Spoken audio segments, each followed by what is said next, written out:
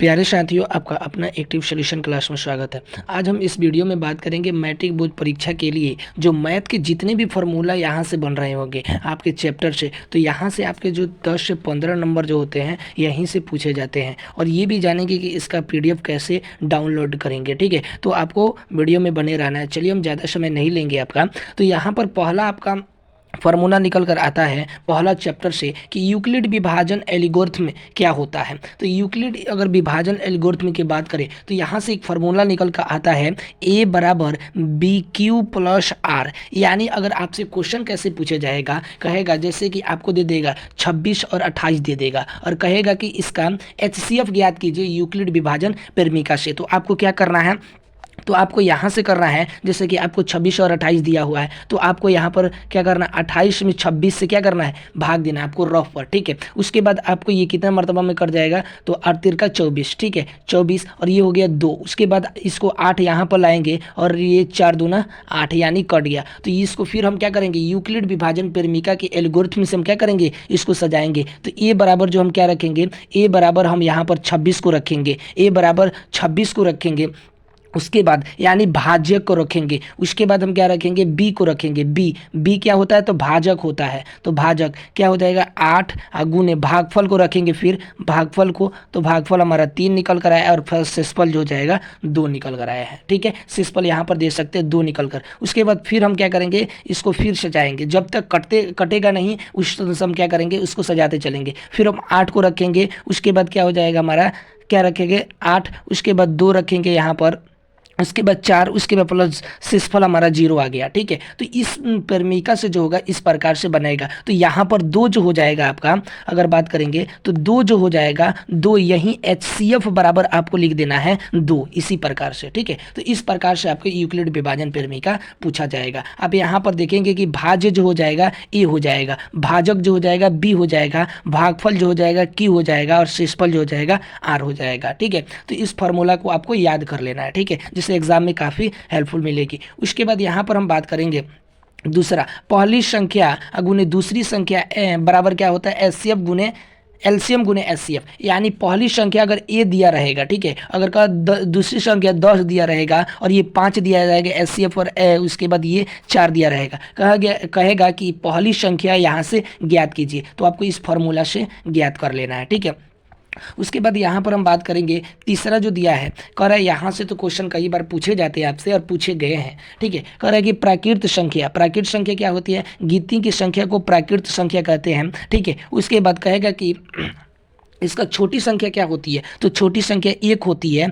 छोटी संख्या जो होती है 1 होती है और बड़ी संख्या जो होती है अनंत होती है। क्या होती है, अनंत होती है। तो इस पॉइंट को भी आपको याद करके रखना है। ठीक है, उसके बाद यहाँ पर अगर पूर्ण संख्या, पूर्ण संख्या गिनती की संख्या के आगे शून्य शामिल करने से पूर्ण संख्या बनता है। जैसे गिनती की संख्या लिखा हुआ है, अगर इसके सामने हमने 0 शामिल कर दिया तो ये पूर्ण संख्या बन जाएगा। ठीक है, डिफिनेशन भी कई बार पूछ लिया जाता है। तो पूछ देगा, यहाँ से एक और पूछेगा, पूर्ण संख्या की सबसे छोटी संख्या क्या है, तो वह है 0। क्या है, 0।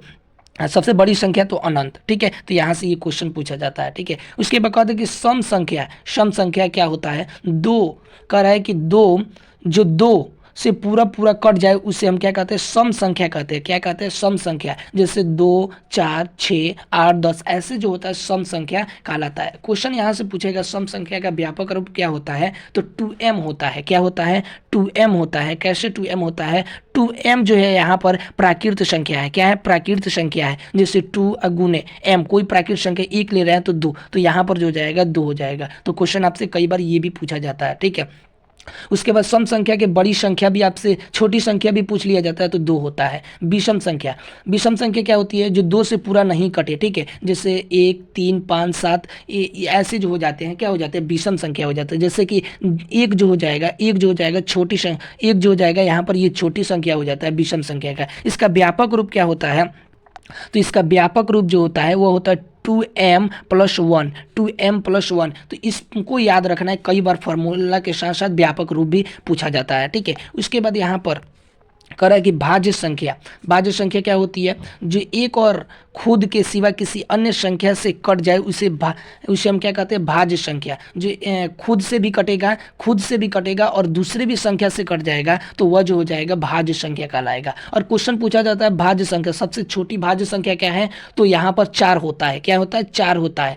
तो इस पॉइंट को भी याद रखेंगे। जो कट जाए उसी को हम क्या कहते हैं, भाज्य संख्या कहते हैं। किसी भी संख्या से कट जाए, 2 से नहीं, किसी भी संख्या से कट जाए तो वह जो होता है भाज्य संख्या कहता है। और 4 जो है सबसे छोटी भाज्य संख्या है, ये भी पूछा जाता है आपसे।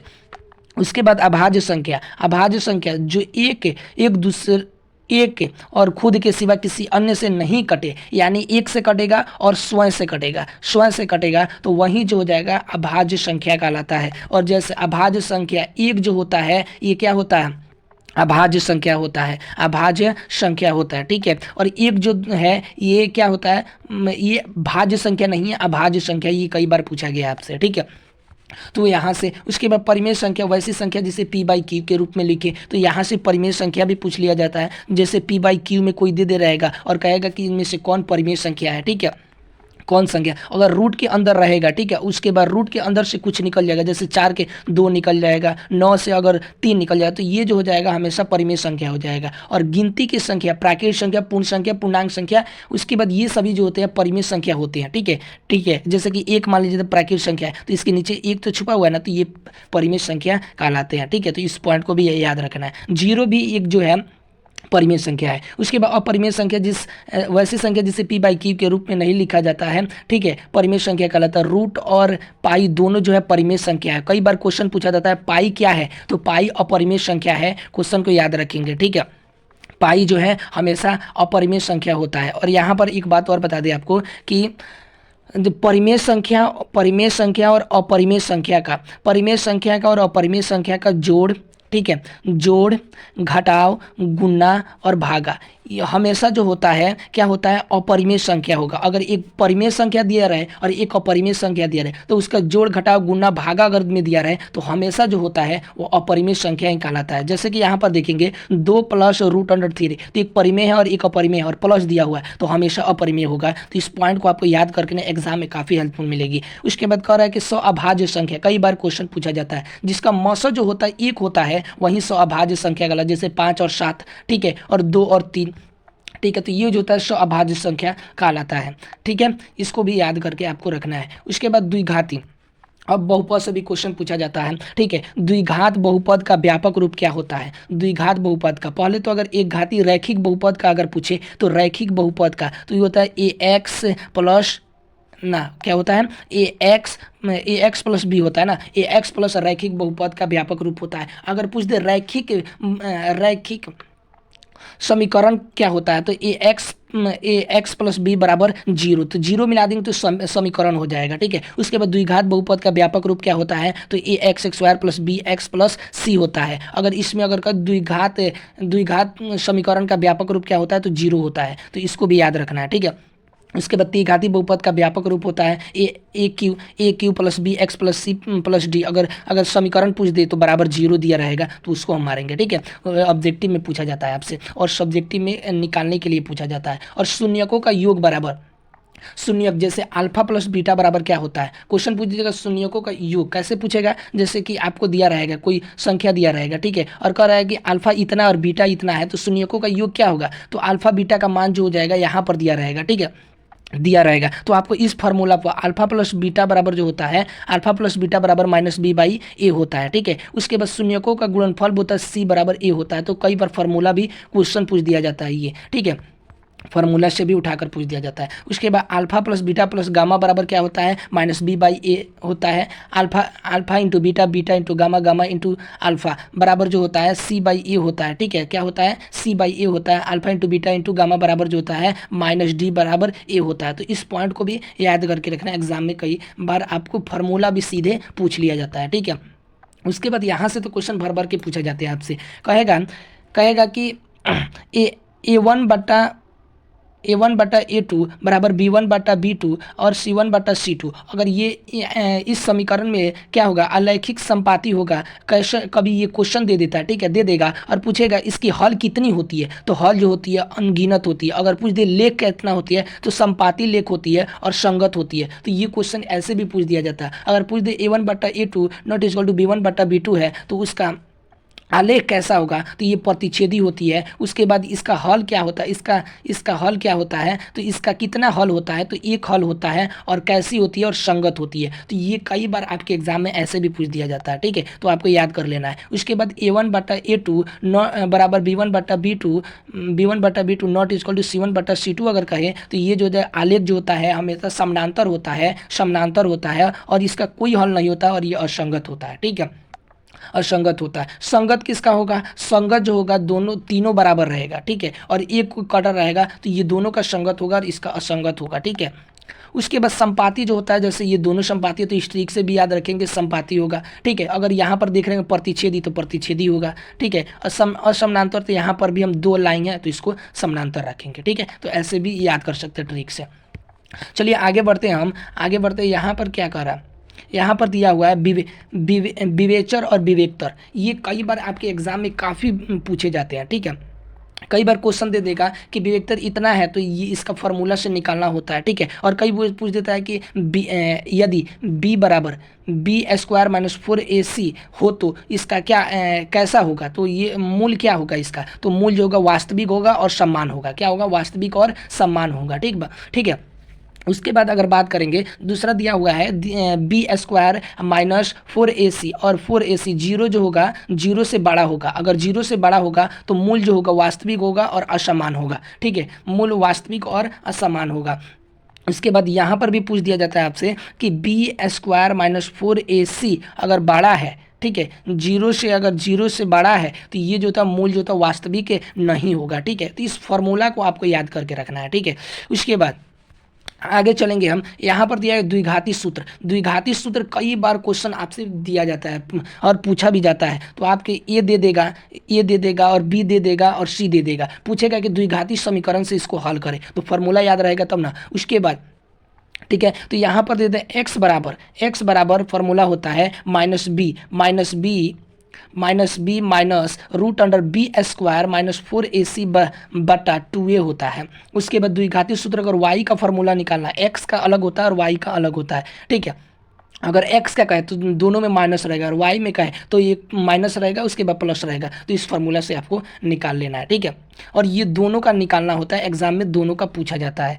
उसके बाद यहाँ पर आते हैं। उसके बाद यहाँ से आपके क्वेश्चन से ये भी पूछे जाते हैं, ठीक है।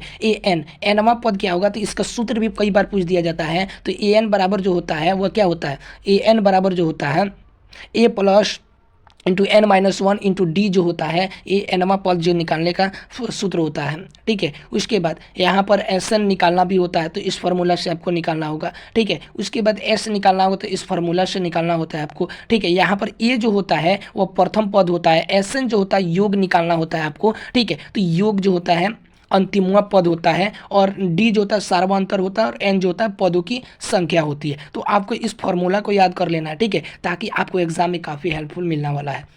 उसके बाद यहाँ पर बात करेंगे, ठीक है, कोटि कच्ची। यहाँ से कई बार क्वेश्चन आपके एग्जाम में सीधे पूछ लिए जाते हैं, ठीक है।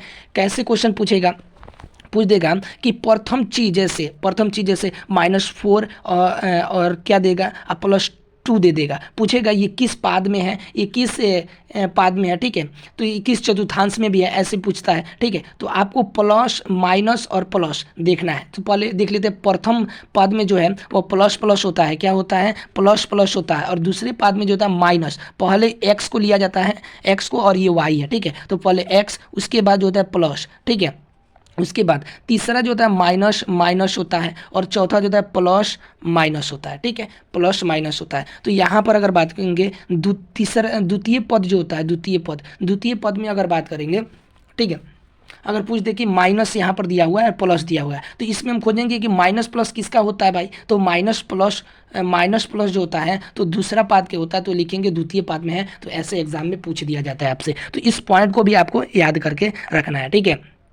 उसके बाद यहाँ पर क्वेश्चन पूछ दिया त्रिभुज के केंद्र के निर्देशांक बिंदु, ठीक है। निर्देशांक, कई बार क्वेश्चन निर्देशांक से डायरेक्ट आपके फॉर्मूला पूछ दिया जाता है, ठीक है। तो फॉर्मूला होता है A1 plus A2 plus A3 बराबर बटा 3 होता है। तो ऐसे, और y का भी ऐसे होता है। तो इस त्रिभुज के केंद्र का निर्देशांक भी याद रखेंगे, ठीक है। जैसे आपको कैसे पूछेगा, तो आपको इस प्रकार से त्रिभुज देगा, कहेगा निर्देशांक याद करें। A1 का मान दे देगा, यहाँ पर 1 दे देगा, 2 देगा, 3 देगा, और A1 और A2 A3 ऐसे मानकर आपको निकालना होता है, ठीक है। चलिए अगला फॉर्मूला हमारा क्या बनता है, तो अगला फॉर्मूला बना हुआ है हमारा कि दो बिंदुओं के बीच की दूरी, काफ़ी इंपॉर्टेंट है। कई बार क्वेश्चन डायरेक्ट ऑब्जेक्टिव में पूछे जाते हैं आपसे कि दो बिंदुओं के बीच की दूरी ज्ञात करें। तो यहाँ से पहला दिया होता है, जैसे दे देगा आपसे क्या 1 2, और यहाँ पर दे देगा -2 बट्टा इंटू 3, कह देगा इनके बीच की दूरी ज्ञात करें। तो कैसे ज्ञात करना होता है आपको, चलिए जानते हैं। सबसे पहले अगर बात किया जाए A1, तो A1 जो रहेगा A1, जैसे कि यहाँ पर हम देख लेते हैं, पहले कोई अक्षर लेते हैं, A91 बटा 2 इंटू 3। तो इसको जो होता है A1 मानते हैं, उसके बाद इसको जो मानते हैं हम Y1 मानते हैं, और उसके बाद A2 मानते हैं, और A3, और उसके बाद Y2 इसको मानते हैं। और इसी फॉर्मूला पर इसको मानकर और इस पर हम बैठा देंगे तो दो बिंदुओं के बीच की दूरी ज्ञात हो जाएगी, ठीक है। उसके बाद यहाँ पर अगर बात करेंगे हम मूल बिंदु से दूरी, ये क्वेश्चन कई बार पूछा गया है आपसे, ठीक है। कई बार क्वेश्चन पूछा गया है, 2 देगा और 4 देगा, कहेगा कि मूल बिंदु के बीच की दूरी ज्ञात करें। तो ठीक है, तो x यहाँ पर ले लेंगे और y इसको मान लेंगे, ठीक है। और इसको फार्मूला पर बैठा देंगे √x² प्लस y², ठीक है। तो इस फार्मूला से आपको निकल जाएगा।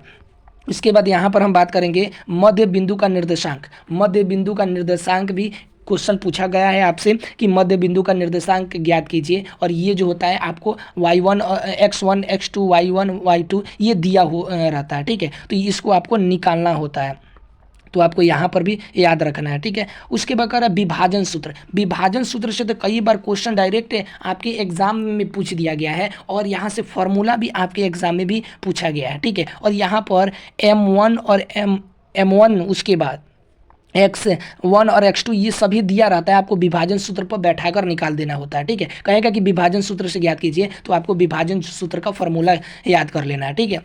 उसके बाद यहाँ पर हम बात करेंगे करा त्रिभुज का क्षेत्रफल। त्रिभुज का क्षेत्रफल ये जो होता है कई बार आपको 5 नंबर में पूछा जाता है, ठीक है। इसको याद रखना है, ठीक है। यहाँ पर दिया रहेगा 1 2 3, ये 3 दिया रहेगा, ठीक है। x1 y1 x1 x2 x3 और y1 y2 एक ऐसा भी दिया रहेगा, 3 ऐसा भी दिया रहेगा, ठीक है। उसके बाद आपको इस फॉर्मूला पर क्या करना है, सीधे बैठाकर और ज्ञात कर देना है, ठीक है। ऑब्जेक्टिव में पूछे जाते हैं और सब्जेक्टिव में भी पूछे जाते हैं, कई बार तो 5 नंबर में क्वेश्चन पूछ लिया गया है आपसे, ठीक है। उसके बाद इसको भी याद कर लेना है। अब आते हैं त्रिकोणमिति से क्वेश्चन भी आपसे पूछा गया है, तो याद रखेंगे कर्ण बराबर होता है लंब स्क्वायर प्लस आधार स्क्वायर। लंब बराबर जो होता है √कर्ण स्क्वायर माइनस आधार स्क्वायर। आधार बराबर जो होता है √कर्ण स्क्वायर माइनस लंब स्क्वायर, ठीक है। उसके बाद यहाँ पर बात करेंगे क्या होता है साइन बराबर जो होता है लंब बटा क्या होता है, कोण होता है, ठीक है। यानी p/h होता है। उसके बाद cos थीटा बराबर जो होता है b/h होता है। उसके बाद tan थीटा बराबर लंब बटा आधार होता है, तो इसको लंब बराबर क्या होता है, तो p/, क्या होता है b होता है। उसके बाद इसका जो उल्टा जो होता है यहाँ पर होता है, ठीक है। तो इस फॉर्मूला को आपको याद कर लेना है, ठीक है। उसके बाद यहाँ पर कई बार क्वेश्चन आपके सीधे यहाँ से पूछ दिए जाते हैं, कहीं यहाँ से आपको छुपाया नहीं जाता है, सीधे आपके कई क्वेश्चन जो उठाकर यहाँ से पूछ दिया जाए। साइन थीटा कह देगा sine theta into cos theta into बराबर कितना होता है, इसको आपको बताना होता है, तो 1 होता है। अगर पूछ दे कि साइन थीटा बराबर वाट, तो आपको फॉर्मूला दिया रहेगा, तो 1 क्या हो जाएगा, कॉसेक थीटा होगा। कैसे होगा, तो आपको इतना याद कर लेना है, साइन थीटा बटा गुने कॉसेक थीटा बराबर 1। तो ये जो हो जाएगा इधर बट्टा के रूप में आ जाता है, ये जो होता है गुना में इधर भाग कर लेता है, तो साइन बराबर हो जाएगा, और कॉसेक बराबर 1/sin थीटा हो जाता है, ठीक है। उसके बाद टेन थीटा गुने कॉट थीटा बराबर जो होता है 1 होता है, ठीक है। इसको फॉर्मूला को याद करना है, cos theta into sec theta बराबर जो होता है 1 होता है, और इसको जो होता है इस प्रकार से आपको बनाया गया, अभी भी हमने बताया। उसके बाद ये कई बार एग्जाम में आपके पूछे गए हैं, और ठीक है, और ये भी पूछे हुए थे, ठीक है। तो इसको सभी पॉइंट को याद रखना है, ठीक है। टेन थीटा बराबर जो होता है साइन थीटा बटा कोसेक थीटा होता है। उसके बाद कॉट थीटा बराबर जो होता है कोसेक थीटा बटा साइन थीटा होता है, ठीक है। तो इस पॉइंट को आपको याद करके रखना है। चलिए आगे देखते हैं क्वेश्चन आपसे कैसे पूछे जाते हैं और कैसे फॉर्मूला बन रहा है। तो पहला यहाँ पर बन रहा है कि sine square theta plus cosec square theta बराबर कितना, तो 0 होता है, ठीक है, 0 होता है। अगर आपसे हम पूछ दिए कि साइन बराबर क्या होगा, अगर साइन स्क्वायर बराबर क्या होगा, तो साइन स्क्वायर थीटा बराबर जो होगा आप बताएंगे 1 माइनस कोसेक स्क्वायर थीटा होगा, ठीक है। तो इस पॉइंट को भी याद रखना, इस फार्मूला को याद रखेंगे तभी ये आपको आसानी से निकल जाएगा, ठीक है। उसके बाद यहाँ पर आपको पूछा जाता है कि sec square theta minus cosec square theta बराबर वाट, तो 1 होता है। अगर क्वेश्चन आपसे पूछ दिया जाता है कि कोसेक स्क्वायर थीटा बराबर क्या होता है, तो ये जो होता है क्या होता है, तो क्या हो जाएगा, इसका फॉर्मूला जो हो जाएगा सेक स्क्वायर थीटा, उसके बाद ये जो हो जाएगा -1 बराबर कोसेक स्क्वायर थीटा होता है। तो इस पॉइंट को भी आपको याद करके रखना है, सीधे एग्जाम में पूछ दिया जाता है। क्वेश्चन पूछ दे cosec square theta minus cot square theta बराबर क्या होता है, तो 1 होता है। तो इस पॉइंट को भी आपको याद करके रखना है, ठीक है। उसके बाद यहाँ पर आपको कई बार यहाँ से तो क्वेश्चन पूछ लिया गया है, ठीक है। तो इसको आपको कभी मत भूलना, यहाँ से तो कई बार सीधे क्वेश्चन पूछ लिया जाता है। तो क्या क्वेश्चन पूछेगा, चलिए बताते हैं। सबसे पहले अगर पूछ दे कि साइन थीटा पर साइन 0 डिग्री का मान क्या होता है, तो 0 होता है। साइन 0 डिग्री का मान क्या होता है, तो 0 होता है। साइन 30 डिग्री का मान क्या होता है, तो बोलते चलेंगे, याद होगा तो 1/2 होता है। और साइन 45 डिग्री का मान क्या होता है, तो साइन 45 डिग्री का मान 1/√2 होता है। और साइन 60 डिग्री का मान क्या होता है, रूट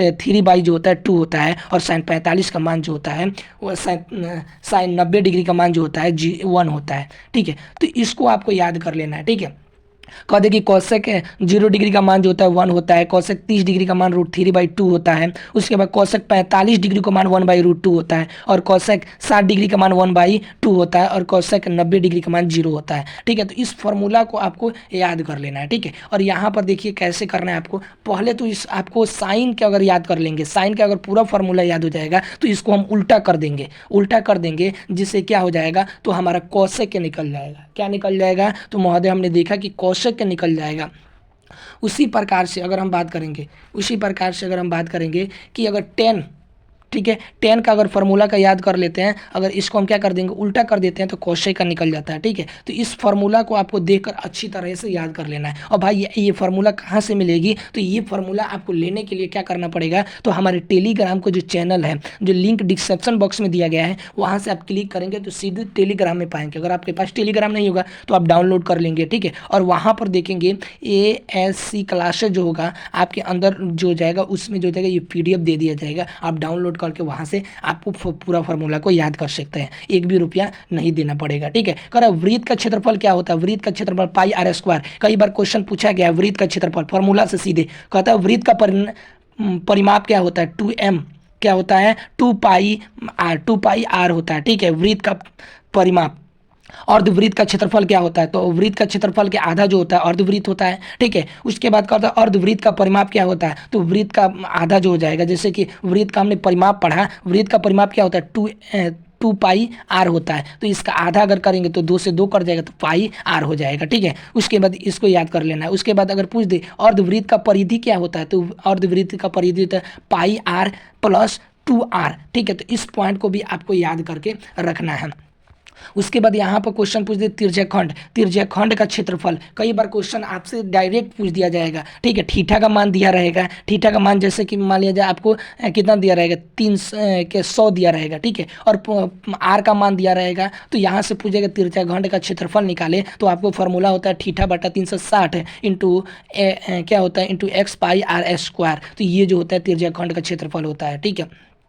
करता है चाप की लंबाई, कई बार यहाँ से डायरेक्ट ऑब्जेक्टिव क्वेश्चन ये पूछा गया है। तो चाप का लंबाई तो उसी प्रकार से आ दिया रहेगा और थीटा का मान दिया रहेगा, तो आपको इस फार्मूला पर निकालना होता है θ/360 डिग्री गुने जो होता है 2πr होता है, ठीक है। तो इस फार्मूला को आपको निकालना होता है। उसके बाद यहाँ पर आपके गोले का आयतन क्या होता है, गोले का आयतन तो 4/3 πr क्यू होता है, 4/3 πr क्यू होता है, ठीक है, 4/3 πr क्यू होता है। अगर क्वेश्चन पूछ दे कि गोले का वृत्तीय पृष्ठीय क्षेत्रफल क्या होता है, तो गोले का पृष्ठीय क्षेत्रफल जो होता है 4πr² होता है, ठीक है, 4πr² होता है। आपको फॉर्मूला याद करके रखना है और आपको सीधे एग्जाम में पूछे जाएंगे। और ये गोले का अगर पृष्ठीय क्षेत्रफल कहेगी कि आर इतना है तो इसका पृष्ठीय क्षेत्रफल निकाले, तो पृष्ठीय तो फॉर्मूला याद रहेगा तब ना निकालेंगे, हाँ जी ऐसे निकालेंगे, ठीक है। कह रहा है कि अर्धवृत्त का आयतन क्या होता है, तो अर्धवृत्त का आयतन होता है 2/3 πr Q, πr 2/3 πr Q, ठीक है।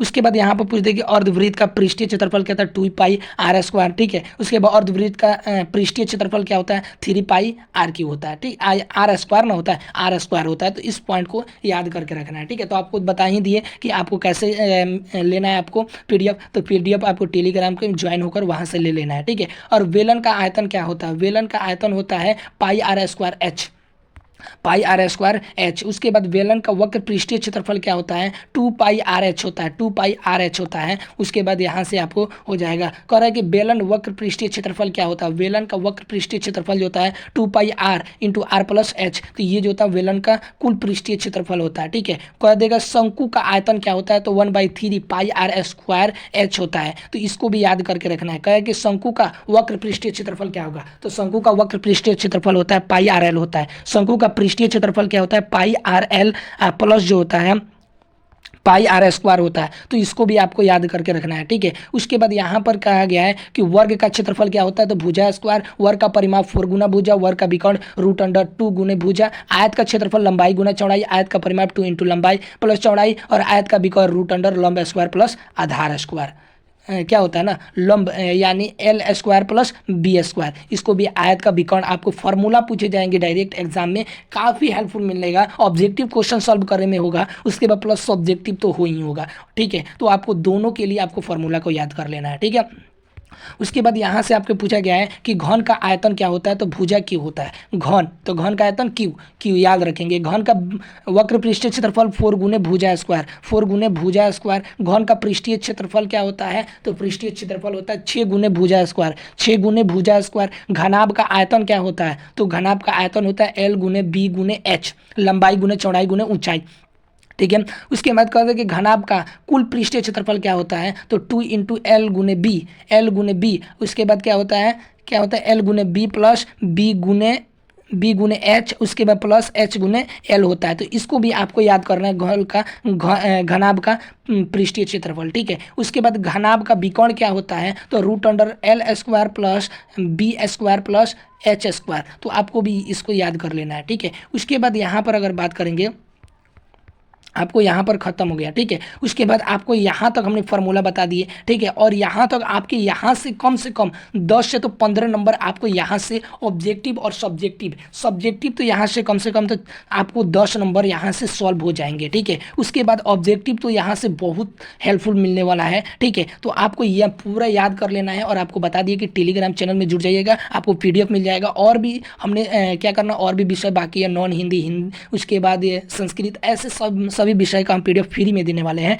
तो वीडियो को लाइक कीजिएगा और चैनल को जरूर सब्सक्राइब कीजिएगा। मिलते हैं नेक्स्ट वीडियो में, धन्यवाद।